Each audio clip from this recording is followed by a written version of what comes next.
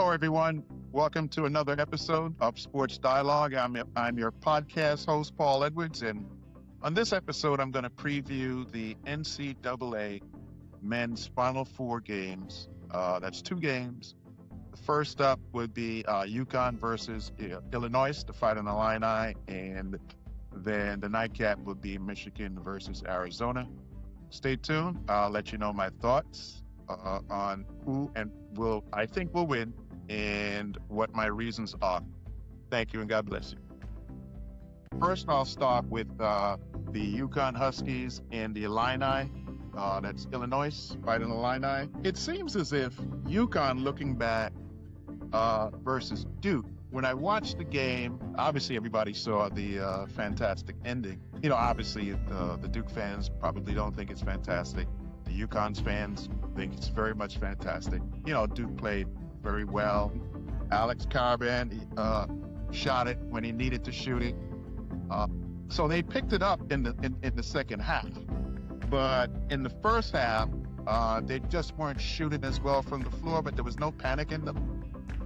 Coach Hurley and the rest of the staff has them pretty grounded. There's one caution I would give to the Yukon coaching staff, just to be a little careful. They have a lot of passion, there's no question. And I think one of the reasons why the coaching staff is super successful is because they're passionate. And I believe that the players understand that the coaching staff is very passionate, and the coaching staff will protect them at the games. They don't really have to argue foul calls because they know that the coaching staff is going to let their displeasure be known respectfully. But we have to, and you don't want to take that away from anyone, because when people have passion when they coach, 90% of the time that's why they win. And if you try to take the passion away, you may take some of the wins away also. Hello, everyone. As promised, I'm here to give you my predictions and preview the Final Four, which is occurring on Saturday, April 4th. The first game is between Yukon Huskies and Illinois, and I'll talk about that game first. And then the nightcap is between Michigan and Arizona. If you look back at what Yukon did against Duke, which was, obviously a thrilling ending in that game, they didn't shoot it well in the first half. Obviously Reed in the middle carried the load in the first half. The team played tough. There's tough defense. There's no question about it. But however, they just didn't shoot the ball well in the first half. They came back in the second half and shot the ball better in the second half. They wound up shooting 44% from the field, and 22% from three-point range, which was better than the first half. There's no question about that. In the first half, the shooting wasn't very good at all. The toughness was there. I felt the defense was there for the most part, but we missed a bunch of shots, and thank God Reed really, really played well down low and kept us in the ballgame. And then in the second half, Demery seems as if his ankle is feeling better, because he really hit a couple of big threes, which really helped us out. Malachi Smith came in and did well. He scored 9 points. And obviously Mullins with that shot at the end of the ball game, that was, a super shot. There's no question about that. But however, I do see an area of concern with rebounding, particularly against Illinois. Yukon had 28 rebounds against, and they shot 71% from the free throw line. And I think, to win, you really want to shoot 90%, certainly no less than 80%. So they have to make the foul shots down the stretch. And even against Duke, we missed a couple of big foul shots down the ends. I mean, every player wants to make their foul shots. So, it's easy to say you better make your foul shots. It's not like they're going there trying to miss it. I get that. But whatever it takes, from a focus standpoint, I know when you get to the foul line, you're tired, nothing you can do about that. Now, it's just a matter of your conditioning. And it's too late. Whatever you put into your condition is what you have now. So I think the only thing that you can do really is just to focus on the free throws mentally and use your form. Obviously your deep breath, bend your knees, and let it go. And don't aim it, just let it go and trust the process. But whatever it takes, they do have to shoot a little bit better from the foul line. There is no question about that. And they have to rebound better. 38 rebounds, you'll see Illinois averages, you'll see when I do their numbers, they're up in the high 40s in rebounds. So that's an issue right there. The good news is UConn had one, two, three, four, five guys in double figures, which is good. And you might want to say six because Malachi Smith had 9 points. So that's 1 point away from double figures. So that's a good thing. I think Solo Ball, he had 10 points. And I think that, we can all see he's not of late, not shooting the threes the way he has and hopefully will do if you're rooting for UConn in the game, the Final Four game, and if they go forward to the final. But he's doing other things. I saw him hitting the boards. I don't know how many rebounds he had. He had 2 rebounds. When it came down to the stretch, I saw him on the boards. He scored 10 points. He got in double figures, and he's not making his threes. To me, Solo Ball's a 15, 20-point guy. There's no question about that. But to his credit, with his 3-point shots of late not falling, he's doing other things. He's contributing in other ways. And he's certainly a team player. He hustles on defense. As I said, I saw him on the boards with the big guys, and he knows how to shoot that mid-range shot. So I give Solo Ball a lot of credit for hanging in there, even when his 3-point shots not falling. Now, Reed had 26 points, as I said, against Duke. And that is huge. Now, Caravan only had 5 points, but, he plays a big role. He defends. He's a leader. But, I do think that he needs to score more against Illinois if, in fact, UConn's going to win that game. And I like the fact that they had 1, 2, 3, 4, 5, almost 6 guys in double figures. Against Michigan State, if you look against Duke, they shot 44% from the field. In Michigan State game, they shot 46% from the field. So that's about the same. 3-point shots against Duke, they were down 22%. And against Michigan State, they shot 43%. So, they just have to,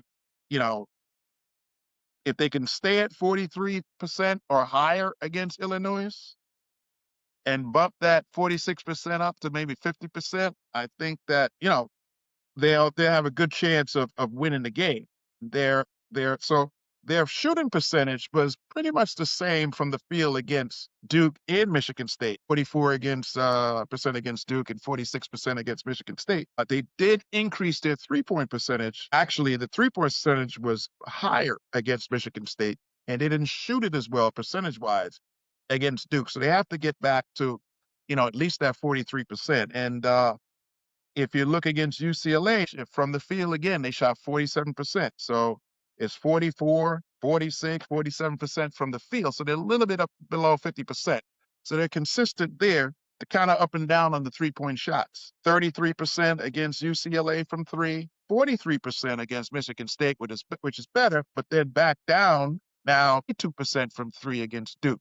So they're kind of up and down from the 3-point line. We want to make sure that they can be a little bit more consistent from the 3-point line. There's no question about that. And in rebounding against Michigan State, it seems that they had 30 rebounds against, if I'm not mistaken, 36 rebounds. And against Duke, it seems that they had 28 rebounds. So they didn't rebound the ball as well against Duke. 28.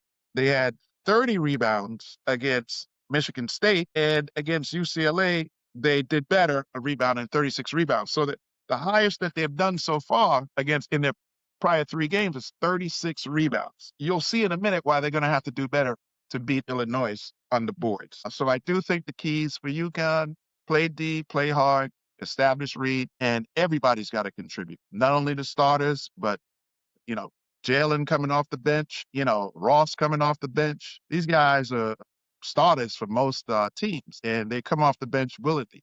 But they do have to contribute. I think that, particularly Ross and Jalen on the defensive end, really, really have to come in and contribute, and they're capable of it.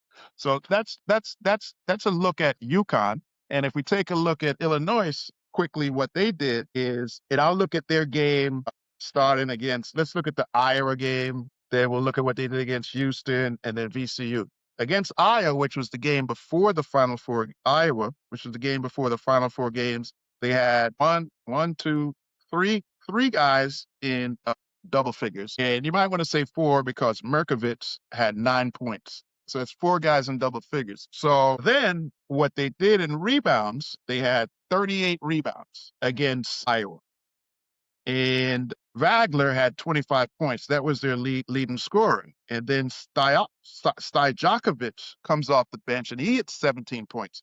So that's key because you'll see that Stojakovic has 17 points off the bench against Iowa. And then if you take a look at what Stojakovic did against Houston, he had 13 points off the bench.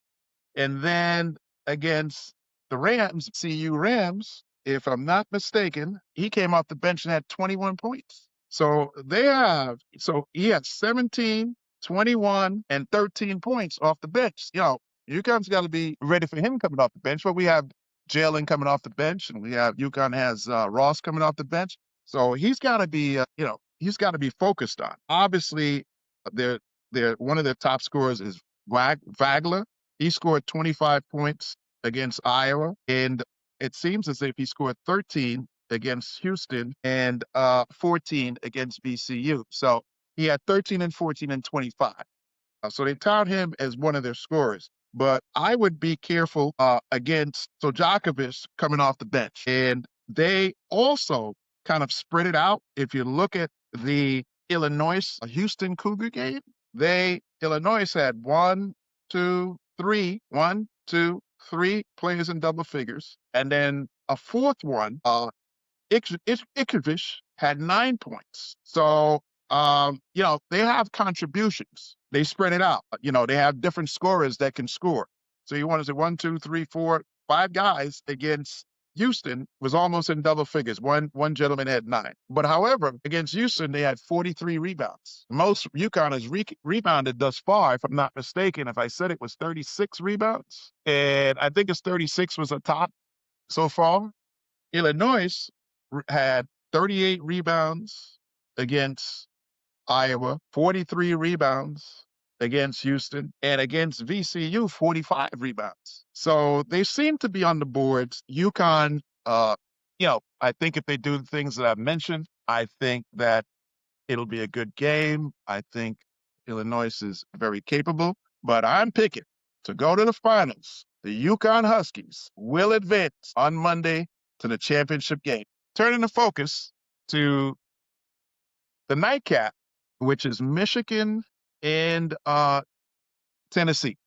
Arizona. If you take a look at what Michigan did against Tennessee, you have to be very careful of these players. You had Lundenberg at 27 points. So you had 1, 2, 3, 4, 5 players in double figures with Arizona, 5. And then they had 2 players that had 8 points, which is 2 points away from double figures. So they spread the scoring out, and they have, Lundenberg with 27 points. He's their go-to guy. But they spread it out. They had Johnson had 12, Mara, which I'll talk about in a minute, had 11, Burnett had 10, and McKinney had 12. So they spread the scoring out, and they're a tough defensive team. They're well-disciplined, and they play well. They shot field goal percentage almost 52%. They shot from three-point range 37%. And it seems like an Achilles heel for them is 73% at the free throw line. Got to do better there. And they had 38 rebounds, Michigan. So Michigan against Tennessee spread the scoring out. A number of guys in double figures, 1, 2, 3, 4, 5, and then you almost 7 gentlemen in double figures for Michigan. So they spread it out. You can't just stop one, Arizona. Turnovers, Michigan turned the ball over 10 times. Not the best, not the worst. They did get 38 rebounds. Against Alabama, Michigan, let's see how many gentlemen they had in double figures against Alabama. 1, 2, 3, 4. So they had 4 against Alabama at 1, 2, 3, 4, 5 against Tennessee in double figures. And then there was a 5th player, Mara, had 8 points. So he was 2 points away from double figures against Alabama. Now, speaking of Mara, he impacts the game a lot for Michigan. He's a big gentleman, and he can dunk the ball. He can block shots. He's disruptive on defense. Now, Arizona, which we'll get to in a minute, they have a 7-footer that is disruptive also. So I think that, Michigan spreads the scoring out pretty well. And that's a dangerous team because you can't just stop one guy or two guys. In terms of Arizona, let's take a look at what Arizona did. Against Purdue, Arizona had 4 gentlemen in double figures. And, obviously, I believe Pete is their leader. He had 20 points. They shot Arizona, again, from the field, a little under 47%. From the three-point line, 33%. They're right there in the free throws, 90%. So that if they replicate that, they're not going to lose it for you on the foul line. They had 37 rebounds, and they don't turn the ball over very much. They had 6 turnovers against Purdue. So, and that's huge. By not turning the ball over, you give yourself a chance to win. If you look at Arizona, that's what they did against Purdue. If you look at what they did against Arkansas, they had 1, 2, 3, 4, 5 gentlemen in double figures. So now they spread it out pretty well against Arkansas, the scoring, but they only had 4 people in double figures against Purdue. So that kind of went down a little bit, but they're capable of spreading it out, Arkansas. Obviously, you see 5 gentlemen in double figures. And against Arkansas, they shot 63%, almost 64% from the field. And so that is dangerous. It's definitely dangerous. And let's see what they did against Purdue. It was a drop off against Purdue down to 47%, but it shows that they can really get hot. Almost 64% against Arkansas. Wow. From the 3-point land against Arkansas, 62.5% from 3-point land. And free throws, a little bit of Achilles heel, 76%. They got to do better than that. And 30 rebounds. And they turned the ball over in that game 12 times, which is still not bad, but certainly not good. I think 6 turnovers are good. So I think that Arkansas has a 7-footer that's disruptive. Excuse me, Arizona. Pete, dangerous player. But Michigan has Mara. He's a 7-footer. And I think those gentlemen are going to find themselves on the floor at the same time at some point. So, it's going to be a good one. There is no question about it. But however, I am picking the Michigan Wolverines to defeat the Arizona Wildcats in a very, very close game. But however, my gut is telling me just to go with Michigan. So those are my thoughts on the games. Those are who I think will win. And God's willing, I'll be back on Sunday or Monday to preview the final game and give you what my thoughts are on the final game. I think before I end this episode, just wanted to make a couple of comments. Obviously, I did say that Yukon, I believe, will prevail. I just wanted to reflect back on that last second shot by Mullins. That was, Duke, feel bad for Duke because, the organization, the coaches, the players, you play that well, and to lose the way you lose, they lost is, it's not easy. And I just pray that, I know that I don't want to call names. I know there was a turnover at the end. I just hope that people don't blame him for it. He was trying to get the ball up the court. These things happen. I just give credit to the UConn players that forced the turnover, and certainly Mullins for hitting that shot. I'd say it brought me up out of my seat. I felt that, we put ourselves in a tough position, UConn did, by missing some key foul shots down the road. But no panic, didn't foul right away, shows they're well coached. And, they got a good steal, a good trap and a good deflection. And it's just something that happens in the game. And I just hope that, whoever it is, whoever just doesn't really get down on the team and the players, because those Duke players really, really played well. There's one caution I would give to the UConn coaching staff, just to be a little careful. They have a lot of passion. There's no question. And I think one of the reasons why the coaching staff is super successful is because they're passionate. And I believe that the players understand that the coaching staff is very passionate, and the coaching staff will protect them. at the games. They don't really have to argue foul calls because they know that the coaching staff is going to let their displeasure be known respectfully. But we have to, and you don't want to take that away from anyone because when people have passion when they coach, uh, 90% of the time that's why they win. And if you try to take the passion away, you may take some of the wins away also. So, but with that said, I would caution the jubilation at the end of that game. I think, just some things went on there a little bit that could have, I'm just glad that the referees let the players decide the game and didn't make calls at the end of the game that would take the game out of the players' hands. So it's kudos to them for doing that. But at the same time, we just have to be cautious on how we celebrate when we win because you don't want to, put it in the ref's hands to make a call. That's a non-basketball call. And so I would say, keep the fire burning. The passion has to be there because that's, why UConn wins. But at the same time, just be careful not to give the refs a chance to take the game out of the players' hands. But with that said, thank you for tuning in. God's willing, we'll see you on Sunday or Monday to preview the championship game. And I just wanted to give a shout out to the Yukon women and the South Carolina women. They played and UCLA. UCLA and I think that was Tennessee that they played yesterday. That was a tough game. Obviously, that Yukon South Carolina game was a tough game. I didn't think Yukon shot the ball well. They played hard. They won 54 games in a row. There are no losers.